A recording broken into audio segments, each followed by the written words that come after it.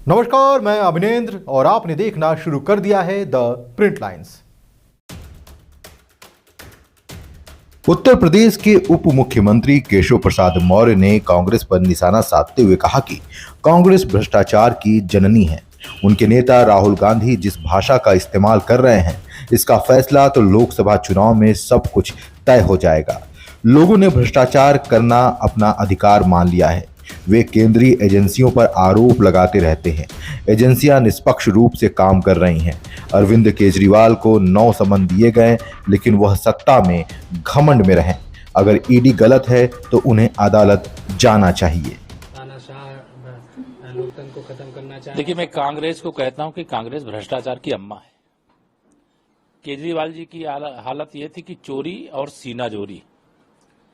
चुनाव में जो कांग्रेस पूरे देश के अंदर पराजय के कगार पर खड़ी है, वह कांग्रेस के सरदार श्री राहुल गांधी जी जिस भाषा का इस्तेमाल कर रहे हैं, इसका फैसला तो लोकसभा चुनाव 2024 में हो जाएगा, जब कांग्रेस का सोपड़ा साफ होगा। फिर एक बार प्रचंड बहुमत की मोदी सरकार बनेगी। भ्रष्टाचार एक दानव है, इस देश को विकसित देश नहीं होने दिया।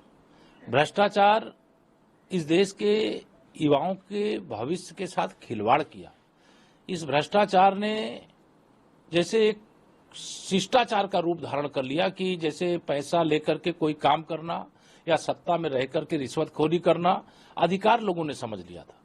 जांच एजेंसियों पर आरोप ऐसे लगाते हैं जैसे लगता है कि जांच एजेंसियों को लगातार उनको पीएमओ से, एचएमओ से या बीजेपी ऑफिस से कोई आदेश मिल रहा हो, लेकिन जांच एजेंसियां निष्पक्षता से जांच कर रही हैं। और जांच में जो दोषी होता है उस व्यक्ति को 10-10 बार नोटिस दी गई।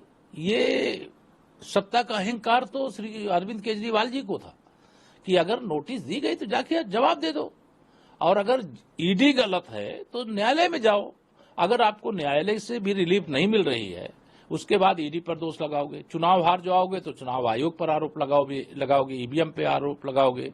कोई इतने बड़े बड़े आपराधिक घटनाएं हो जाएं और उस पर कोर्ट के आदेश से सीबीआई जांच हो, एनआई जांच हो, तो उस पर आरोप लगाओगे।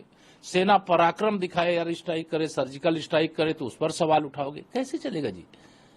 जो गलत है, जो जांच एजेंसियां हैं, वो उसके खिलाफ कार्रवाई कर रही। मैं यह मानता हूं कार्रवाई जो हो रही है उसको सबको वेलकम करना चाहिए, और किसी एजेंसी की जांच से कोई संतुष्ट नहीं है तो उससे भी बड़ा स्थान है न्यायालय, उसे न्यायालय में जाना चाहिए।